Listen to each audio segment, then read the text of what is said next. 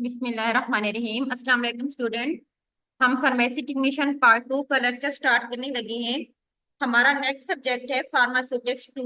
इसमें हमारा जो बुक है बेटा वो है industrial pharmacy and quality control की। तो इसमें हमारा नेक्स्ट टॉपिक है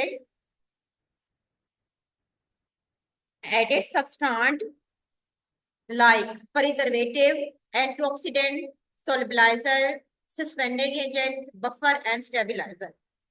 जिस तरह से हमें पता है कि जब भी हम कोई प्रोडक्ट बनाते हैं तो उसकी हमारे जो मेजर जो पार्ट्स होते हैं वो दो होते हैं। एक उसमें हम डालते हैं बेटा एक्टिव, जो हमारा एपीआई हो, ठीक है, एक्टिव फार्मास्यूटिकल इंग्रेडिएंट। और दूसरी चीज जो हम उसमें डालते हैं वो हमारा होता है एडेड सब्सटेंट, या जिसको हम एक्सीपिएंट्स का नाम देते हैं। अब एडेड सब्सटेंट में कौन कौन सी चीजें हो जाती हैं ये हम पहले भी पढ़ चुके हैं, ऑलरेडी फर्स्ट ईयर में पढ़ा है और लास्ट लेक्चर में भी मैंने आपको बताया था। उसमें हम प्रिजर्वेटिव डालते हैं, एंटीऑक्सीडेंट डालते हैं, सॉल्युबलाइजर्स डालते हैं, सस्पेंडिंग एजेंट डालते हैं, बफर और स्टेबलाइजर। तो इन सब के बारे में हम इनको बारी बारी देखते हैं। ये बहुत अहम है एमसीक्यूज के पॉइंट ऑफ व्यू से, खास तौर पर इसी के अंदर से ही एमसीक्यूज बनते हैं, जिसको आप लोगों ने बड़े ध्यान से पढ़ना है, ठीक है। तो वही उन्होंने ये बात बताई है कि कोई भी ड्रग सब्सटेंस एक फाइनल डोजिंग फॉर्म में जब आता है तो उसके लिए मुख्तलिफ इंग्रेडिएंट की जरूरत होती है। फॉर एग्जाम्पल, जब हम कोई सोल्यूशन बनाते हैं, वन और मोर सॉल्वेंट हम यूज करते हैं किसी भी ड्रग सब्सटेंस को डिसॉल्व करने के लिए। फिर उसके साथ साथ हम उसमें क्या ऐड करते हैं, हम उसमें बेटा फ्लेवर ऐड करते हैं, कोई हम स्वीटनर्स के तौर पर कोई स्वीटनिंग एजेंट यूज करते हैं, ताकि हमारा एक मोर अट्रैक्टिव और एक्सेप्टेबल जो होती है प्रोडक्ट बन जाए। इसी तरह जब हम कोई प्रोडक्ट बनाते हैं तो हम उसमें प्रिजर्वेटिव डालते हैं। प्रिजर्वेटिव का मतलब क्या होता है, जैसे कि नाम शो है, हमारे प्रोडक्ट को महफूज रखता है, यानी कि मैक्रोबियल ग्रोथ से, मैक्रोबियल कंटामिनेशन से हमारे प्रोडक्ट को बचाता है।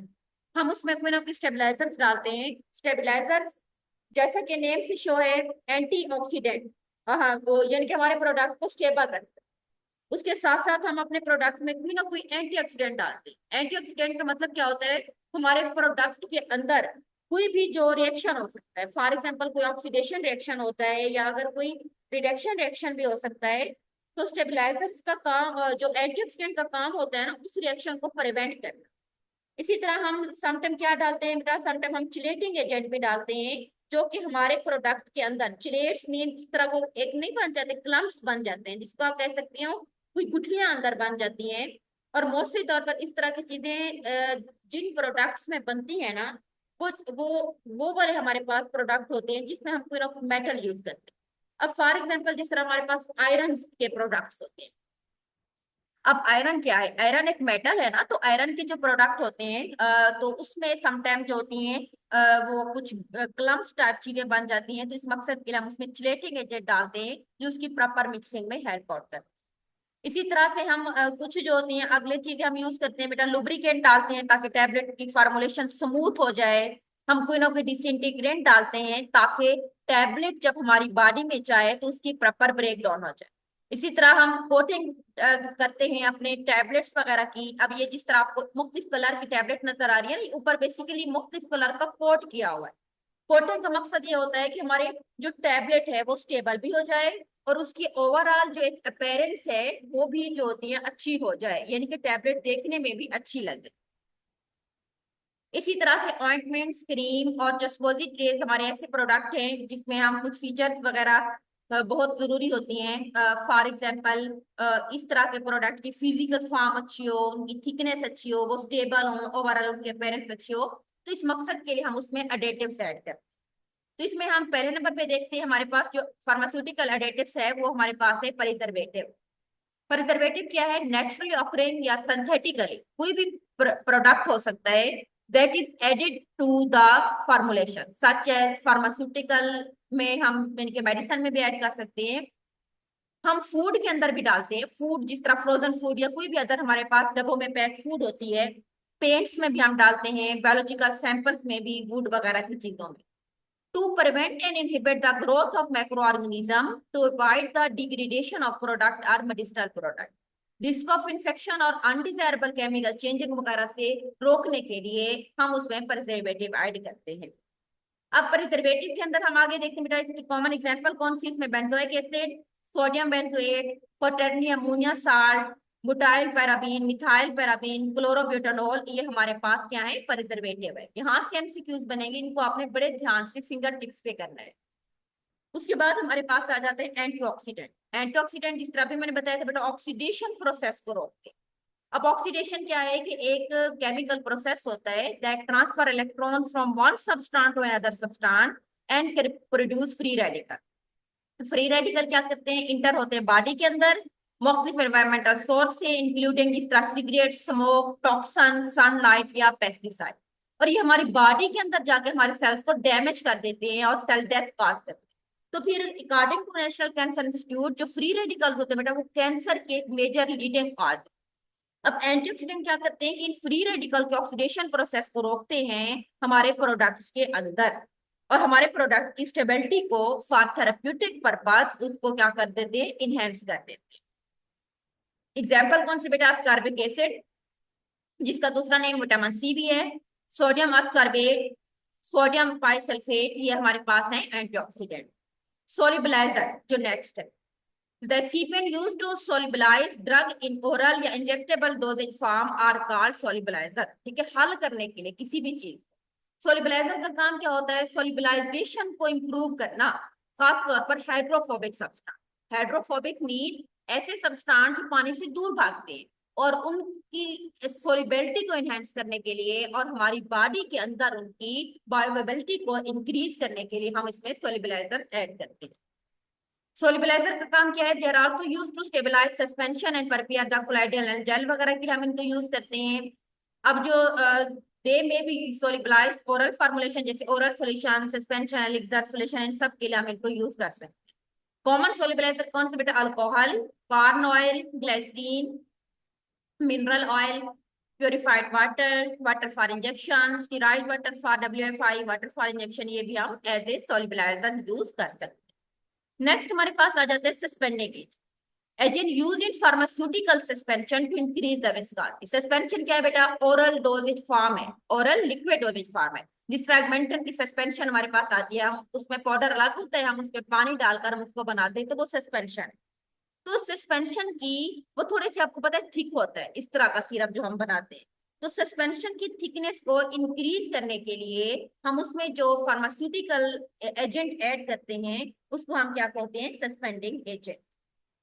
An agent used in suspension to increase the viscosity of continuous phases to so that particle remain suspend for a sufficient long time। अब जो सस्पेंशन हम बना के रखते हैं ना, अब उसमें जो पार्टिकल्स होते हैं बेटा, वो बिल्कुल डिसॉल्व तो नहीं होते, बल्कि पार्शली डिसॉल्व होते हैं, और नीचे वो बैठ भी जाते हैं। और इस्तेमाल से पहले हम बोतल को शेक करते हैं, ताकि जो पार्टिकल्स अगर नीचे बैठ भी गए हैं, तो वो दोबारा से रीडिस्ट्रीब्यूट हो जाए। तो एक ये है कि पार्टिकल्स वहां पे रिडिस्ट्रीब्यूट इसीलिए हो जाए, और उनका स्टैंडिंग जो पीरियड है वो भी लॉन्ग हो जाए। तो इस मकसद के लिए हम उसके अंदर सस्पेंडिंग एजेंट्स को ऐड करते हैं। सस्पेंडिंग एजेंट्स इसके अलावा क्या करते हैं बेटा, कि दे आल्सो इम्पार्ट विस्कोसिटी तो देते ही देते हैं, साथ में जो पार्टिकल्स के अंदर इंटर पार्टिकल अट्रैक्शन जो होती है उसको भी डिक्रीज करते हैं, ताकि इजीली जो हमारे पार्टिकल्स हैं वो सस्पेंड हो जाए, यानी कि सस्पेंड मीन रीडिस्ट्रीब्यूट हो जाए, आप ये कह सकते हैं।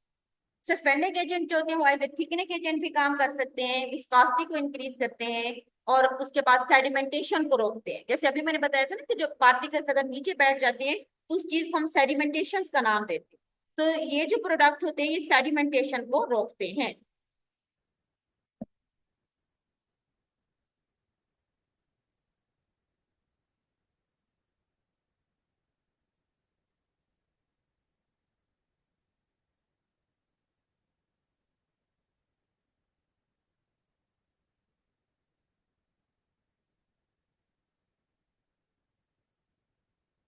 इसके बाद हमारे पास है, नेक्स्ट आ जाता है बेटा, the stability of suspension depend upon the type of suspending agent जो हम उसमें यूज करते हैं, उसके ऊपर डिपेंड है।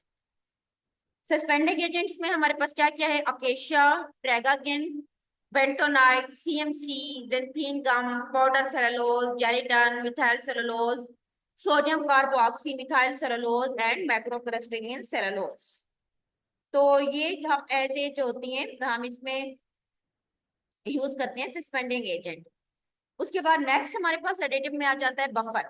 बफर क्या है आपको पहले भी पता है, फर्स्ट ईयर में हमने बड़ा डिटेल में पढ़ा था कि बफर कोई भी ऐसा एक्सप्रेशन होता है जिसमें मिक्सचर होता है दो चीजों का, वीक एसिड और उसके बाद जो होती है उसकी कॉन्जुगेट बेस का, या वीक बेस और उसकी वीक कॉन्जुगेट एसिड वगैरह।